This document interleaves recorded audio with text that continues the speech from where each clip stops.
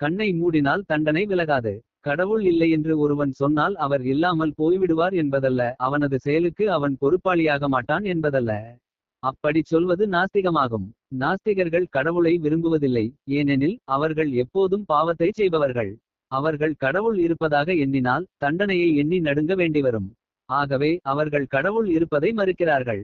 அஃது அவர்களின் வழிமுறை. கடவுளை ஒப்புக்கொள்ளாவிட்டால் தண்டனையில்லை என்றும் எதுவும் செய்யலாமென்றும் அவர்கள் நினைக்கிறார்கள்.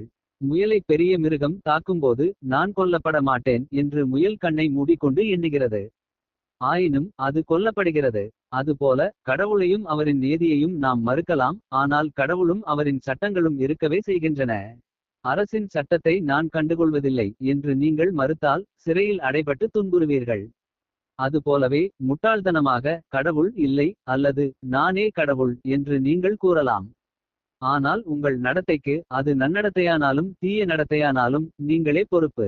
மரணத்திற்கு பின் என்ன நேரிடுகிறது என்பதை கற்பிக்கும் கல்வி திட்டம் இல்லாதது இன்றைய நாகரிகத்தின் குறைபாடாகும். ஏனெனில் மரணத்திற்கு பின் என்ன நேரிடுகிறது என்பதை அறியாமல் மரணமடைபவன் ஒரு மிருகத்தைப் போல் மடிகிறான்.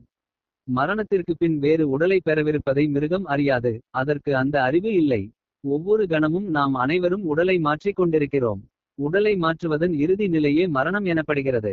ஆயினும் கிருஷ்ணர் கூறுகிறார், எனது தோற்றம், மறைவு மற்றும் செயல்களின் உன்னதமான தெய்வீக தன்மையை எவனொருவன் மேலெழுந்தவாரியாக அல்லாமல் தத்துவபூர்வமாக அறிகிறானோ அவன் இந்த உடலை விட்டபின் மீண்டும் இப்பௌதிக உலகில் பிறவி எடுப்பதில்லை. பகவத்கீதை 4:9. அப்படிப்பட்டவனுக்கு என்ன நேர்கிறது? அவன் கிருஷ்ணரிடம் திரும்பிச் செல்கிறான். நீங்கள் கிருஷ்ணரை சென்றடைய வேண்டுமானால் உங்கள் ஆன்மீக உடலை தயார் செய்து கொள்ள வேண்டும். அதுவே கிருஷ்ண உணர்வு. நீங்கள் கிருஷ்ண உணர்வில் இருந்தால் படிப்படியாக அடுத்த உடலை தயார் செய்து கொள்ளலாம்.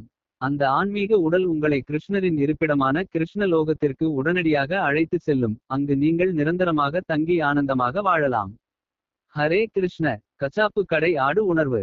எப்போது வேண்டுமானாலும் மரணம் வரட்டும், அதுவரை இன்பத்தினை தேடு, அதற்காக உழை என்பதே இவ்வுலகத்தின் உணர்வாகும். இதற்கு நாம் கசாப்பு கடையில் கட்டப்பட்டுள்ள ஆட்டினை உதாரணமாக காட்டலாம். கச்சாப்பு கடைக்காரர் தான் வளர்க்கும் ஆடு நன்றாக வளருகின்றதா, சரியாக புல்லினை மேய்கின்றதா என்பனவற்றை கவனத்துடன் பார்த்துக் கொள்வார். அந்த அன்பினை உண்மையான அன்பு என்று அந்த ஆடு நினைத்தால் அஃது அறியாமையே.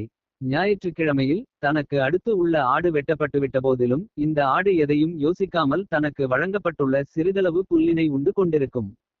தானும் வெட்டப்படப் போகிறேன் என்பதை அந்த ஆடு யோசித்து பார்க்காமல் புல்லை மேய்வதிலேயே கவனம் செலுத்தும். அதுபோன்று மீண்டும் மீண்டும் நிச்சயமாக வரக்கூடிய மரணத்திலிருந்து நிரந்தரமாக எவ்வாறு வெளியேறுவது என்பதை நாம் யோசிக்காமல் இருந்தோமானால் நமக்கும் அந்த ஆட்டிற்கும் வித்தியாசம் ஏதுமில்லை.